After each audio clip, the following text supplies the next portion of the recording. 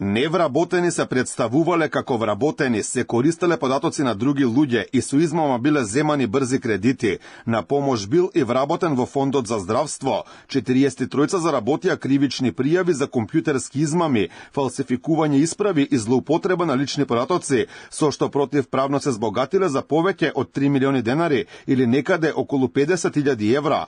За овие дела се осомничени четворица, меѓу кои вработен во фондот, додека другите се сомничат за поединечни действија на помагање и соизвршителство.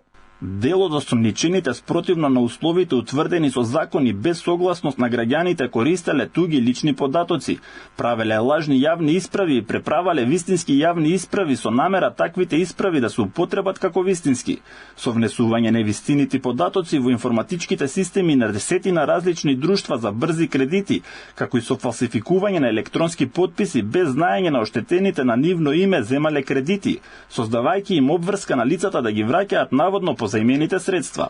Дел се осомничени дека обезбедиле лажни податоци кои подосна биле користени да се подигнат и по неколку кредити од различни друштва во еден ден, со што била прибавена значителна имотна корист, како што информираат од МВР, парите потоа се извлекувале од сметка и во најголем дел ги давале на осомничените организатори на вакви измами. Еден дел од осомничените лажирале податоци за вработување на невработени лица, прикажувајќи ги како вработени и кредитоспособни, па врз основа на тие податоци од кредитните друштва извлекувале пари кои потоа биле ненаплатливи. Во тоа им помогнал и осомничениот службеното лице вработено во Фондот за здравствено осигурување на Македонија, ставајќи им средства на располагање, односно единствен здравствен број на осигурени кој претходно го обезбедувал преку својот компјутер од електронскиот систем на фондот.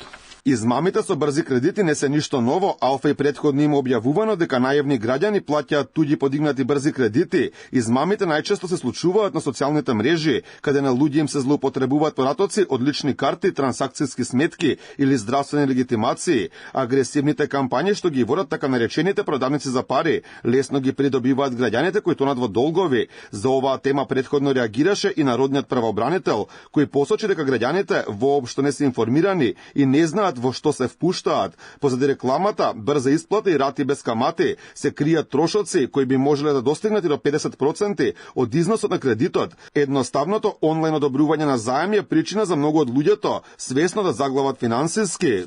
Пред една година Министерството за финансии донесе правилник каде повеќе не може да се издаде брз кредит без физичко присуство на клиентот што го бара. Иако беше донесен ваков правилник, сепак на социјалните мрежи насекаде има реклами дека брз кредит може да се одобри само со онлайн апликација, а парите се достапни за само неколку минути.